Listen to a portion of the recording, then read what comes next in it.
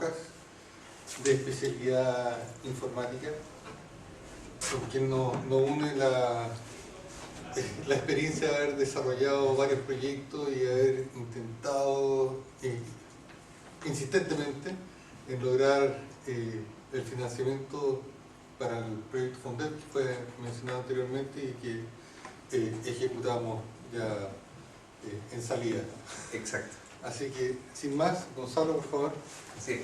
Gracias Fernando y gracias a todos por su asistencia. Mi nombre es Gonzalo Rojas, soy profesor acá del Departamento de Ingeniería Informática y Ciencias de la Computación de la Universidad, y con Fernando venimos trabajando en las ideas con las que venía Fernando desde su doctorado desde el año 2013, que fue nuestra primera postulación a este proyecto y que se cayó muchas veces por problemas logísticos, los clásicos errores de último minuto, etcétera, etcétera, pero finalmente el año 2018, justo cuando Fernando emprende el vuelo, nos adjudicamos el proyecto de una plataforma de monitoreo estructural, de salud estructural de puentes, ¿ya?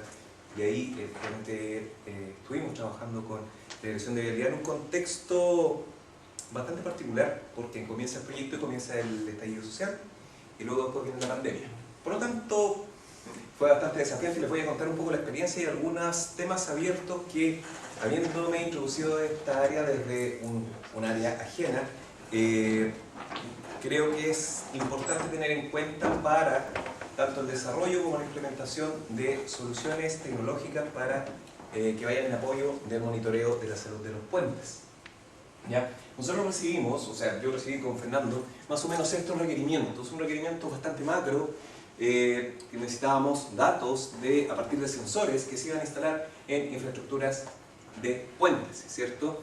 Rescatar algunos rasgos y características significativas, establecer mecanismos de alertas, actualmente recomendaciones también de mantenimiento preventivo y algunos visualizadores, ya sea operacionales o analíticos, de la situación actual del puente.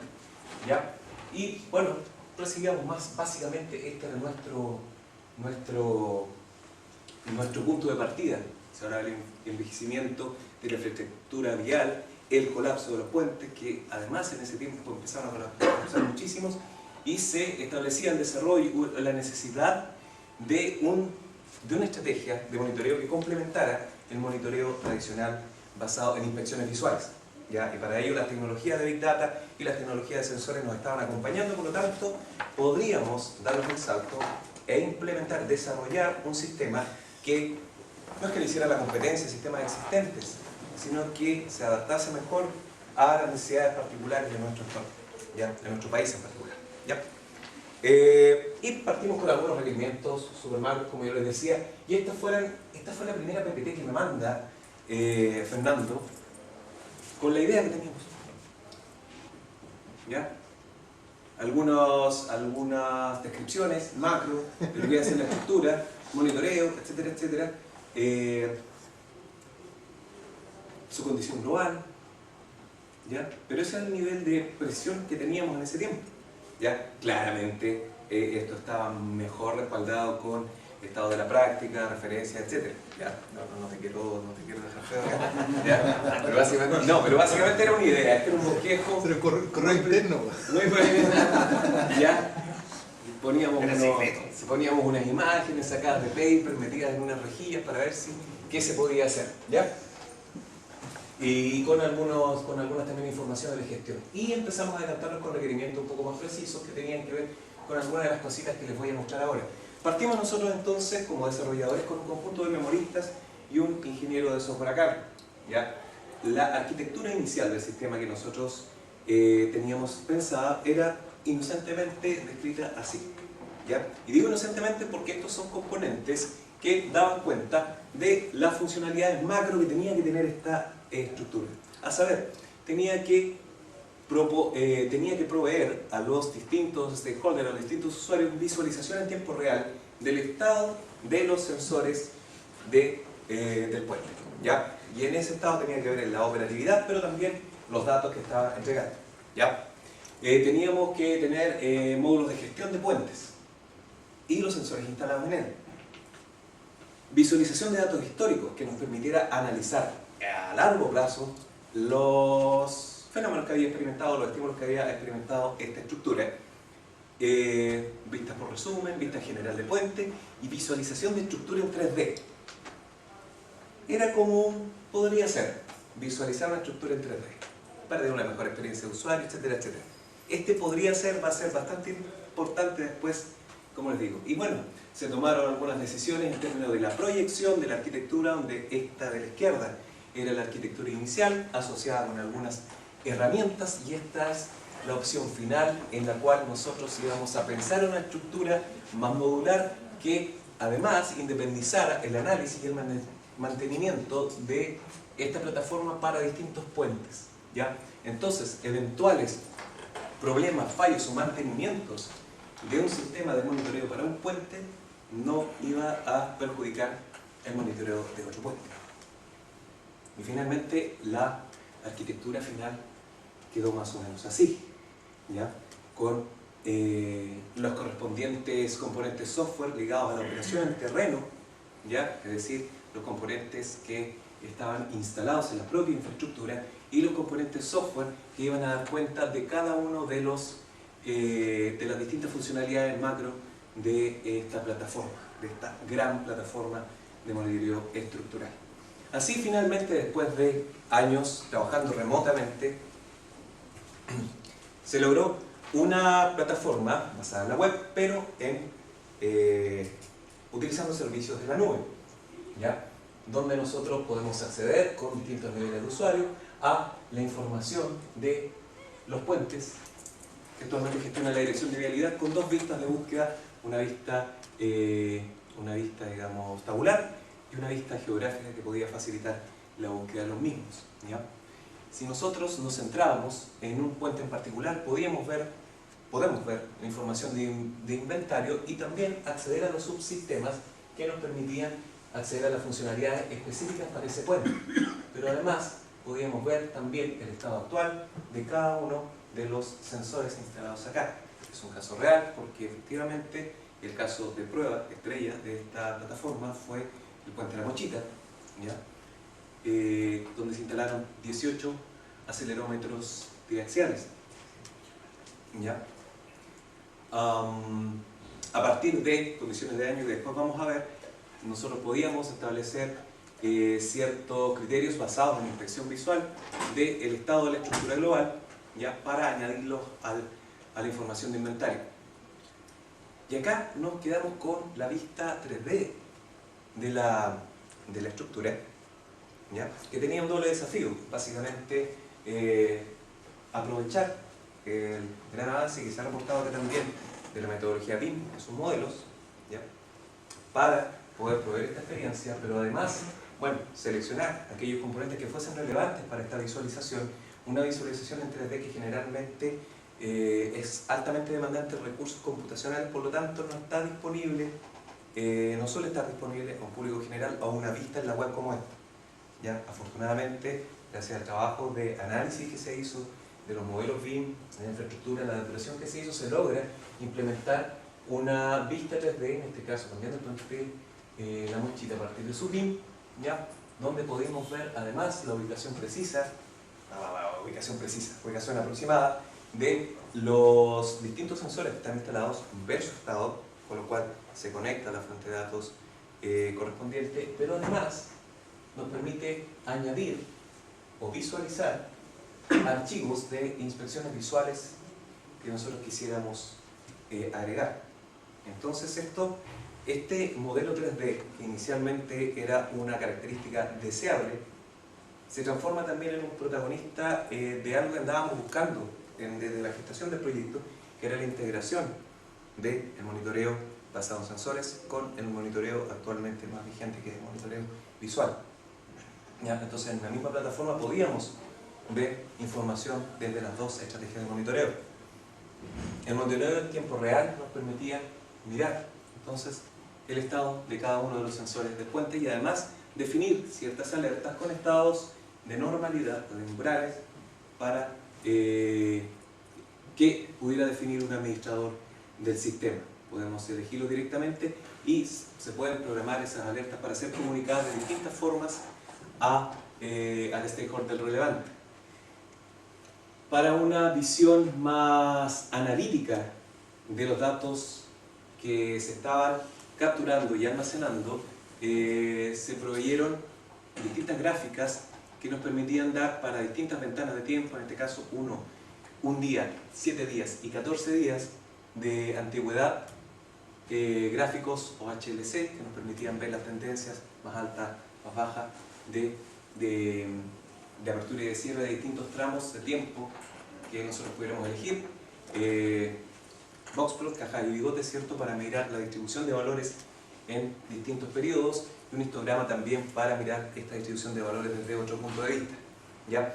Esta funcionalidad en particular nos fue particularmente demandante porque la visualización, para que fuese escalable, se veía seriamente afectada o demandada por la frecuencia de muestreo de los datos. Eran muchos datos, por lo tanto, desplegar y refrescar estas visualizaciones era particularmente demandante, por lo cual se hubo de realizar trabajos de reducción de dimensiones y extracción de valores relevantes. ¿Ya? Directamente tomando los aportes de una tesis de magíster que se desarrolló en el marco del proyecto, se implementaron modelos autorregresivos para la detección de anomalías, es decir, basadas en los valores anteriores capturados en estados de normalidad por los distintos sensores. Se establecían la diferencia de factores de los modelos con los factores actualmente capturados y la distancia Mahalanobis con 72 series de datos. A partir de un umbral de normalidad se determinaba entonces si el sensor estaba en un estado de normalidad, de riesgo, etc. En una determinada ventana de tiempo, si había varios sensores en una determinada zona del puente que tenían este comportamiento anómalo, se decretaba que la zona estaba en riesgo, y si varias zonas presentaban defectos concurrentes, era la estructura que tenía entonces un estado de alerta mayor. Y también se implementó para efectos de estudio, análisis y compartir los datos con la comunidad interesada, facilidades de consulta y descarga de datos históricos. ¿Ya? Además, con requerimientos que no estaban contemplados tan precisamente en un inicio, esta plataforma cuenta con gestión de usuarios para dar distintas atribuciones a los usuarios que van a hacer uso de esta plataforma, que pueden ser desde meros usuarios visitantes, pueden ser expertos, pueden ser dueños o administradores de los puentes, etc. Podemos, a partir de este panel, agregar nuevos puentes a los que ya estaban con la información de inventario, y cuando estos puentes estén instrumentados, ¿ya?, y los sistemas adquisidores de datos y de transmisión estén configurados apropiadamente, poder conectar la plataforma con ese puente para comenzar el monitoreo e insertarlo dentro de todo el grupo de puentes que actualmente pueden acceder a estas funcionalidades. Aquellos puentes que no tengan instrumentación, de todas maneras se puede acceder a ellos a través de las funcionalidades básicas de inventario. Y cuando ya el proyecto estaba cerrado, un poco para seguir estrujando la funcionalidad de 3D, se alcanzó a desarrollar un prototipo en el cual se integraban estos modelos BIM presentados en dispositivos móviles, es decir, los desafíos de escalabilidad eran aún mayor. ¿Ya? ¿Para qué? Básicamente para proveer a los eventuales inspectores visuales de una herramienta que permitiera, con un nivel de precisión a lo mejor mayor que la mera anotación o complementaria, que no, acceder a una imagen interactiva del puente en 3D, marcar sus eventuales eventos, describirlos, y estos se transmitían cuando hubiese conexión accesible, ¿ya? Estamos hablando también de conexiones remotas, se transmitían al servidor central para poder visualizar entonces el seguimiento del incidente. ¿Ya? Entonces, nuevamente, recalcar el hecho de que esta visualización 3D se transformó en una protagonista insospechada en la gestación de este proyecto en esta plataforma. ¿Ya? Y algunos aspectos a discutir con respecto a la continuidad de esta iniciativa. Básicamente, el tema de costos, ¿ya? El tema de costos, actualmente nosotros estamos manejando la alternativa basada en la nube, ¿cierto? Y eso tiene un costo de almacenamiento, tiene un costo de procesamiento que no es menor.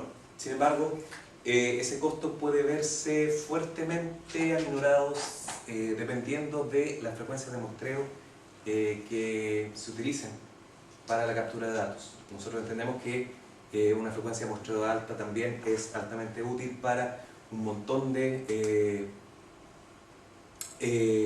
investigaciones y de análisis que los expertos en monitoreo puedan realizar. Sin embargo, de alguna forma, si nosotros podemos desacoplar, y que va muy de la mano con mantenimiento y con el resto de los tópicos de acá, si podemos desacoplar algunos de los intereses que tenemos para esta plataforma, ¿ya? Es decir, si algunos tenemos módulos de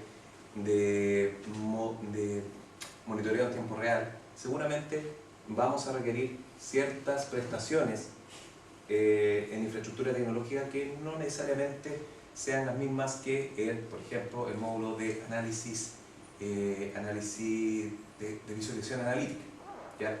Que requiere un grado de almacenamiento mayor, un grado de preprocesamiento mayor. Quizás entonces el hecho de desacoplar algunas soluciones puede ser una buena alternativa si es que queremos aminorar costos. O sea, esta plataforma, si bien es cierto, tiene un montón de prestaciones, no tiene necesariamente que utilizarse con todas aquellas prestaciones. Se puede establecer un modelo de utilización, un modelo de despliegue modular, ¿ya? El mantenimiento, en ese sentido, las tecnologías que se utilizaron son de conocimiento bastante detectable en muchos de los profesionales de informática, ya en términos tecnológicos. Entonces no requiere un gran mantenimiento y aún así los paneles de administración son bastante intuitivos. Por lo tanto, la introducción de nuevos profesionales o de personas o personal existente para darle continuidad a esta plataforma es relativamente menor en términos de costos. Nuevamente expresar la idea, en forma personal lo sostengo, que los eventuales algoritmos que se utilicen o se implementen quizás para efectos de costo debieran basarse a lo mejor en frecuencias muestrales menores. Ya eso abarataría bastante los costos para la utilización de esta plataforma. La integración, por cierto, de estos sistemas con otros también es crítico, ¿ya?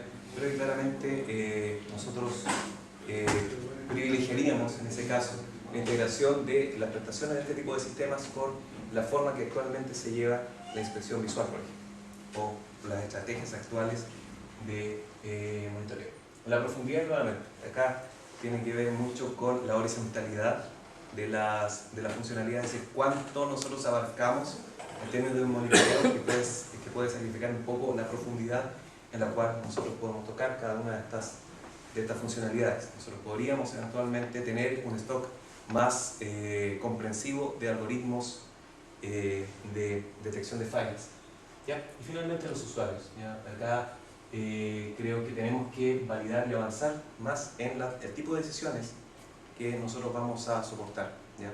En las decisiones a nivel de gestión, de monitoreo, en decisiones a nivel de investigación, etc. Y ahí podemos nosotros ayudar a perfeccionar eventualmente una nueva versión de esta plataforma o de otras que se implementen.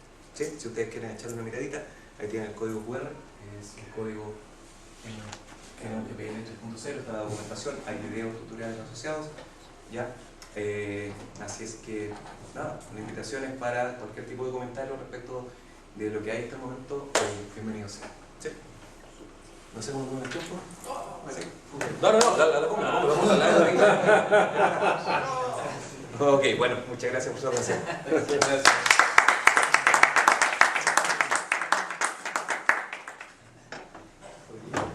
Debo decir que el esfuerzo adicional que significa para un profesor de informática meterse en temas civiles y la disposición que ha tenido Gonzalo para salir de la zona de confort que bien se llama, ha sido siempre extraordinaria y bueno, y eso ha sido, creo que gran parte de la clave de haber logrado los objetivos y sacado adelante estos proyectos. Sí.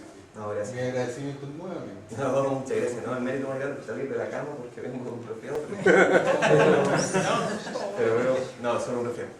Sí, un poco relacionado, a lo mejor no es para ti la consulta, pero ¿cuál es el core del monitoreo? ¿Qué es lo que monitorearon, particularmente en la mochita? ¿Qué es lo que...? Aceleración. Aceleración. Hicimos un monitoreo en base a aceleración, sí. ¿En la superestructura? Es en el tablero, sí. Principalmente en el tablero. Buscábamos ver variaciones de las formas modales, la frecuencia de vibración, etc. Es súper... Y sobre todo, Sí, sí. darle una carga de datos fuerte a la plataforma para estresar los requerimientos. Y la billetera. Hay un aspecto relevante con el tipo de, efectivamente, con el tipo de sensores que se van a utilizar, porque hay aspectos que son independientes del sensor. El sensor para nosotros es una caja negra que entrega datos a determinada frecuencia, pero hay aspectos de visualización y me imagino que ciertas también aproximaciones predictivas que van a depender del tipo de sensor. Para efectos de visualización y análisis, efectivamente nosotros estábamos... nuestra idea como desarrolladores idealmente era contar con un espectro bastante más diverso de sensores para, por ejemplo, establecer visualizaciones que fuesen más significativas para un operador.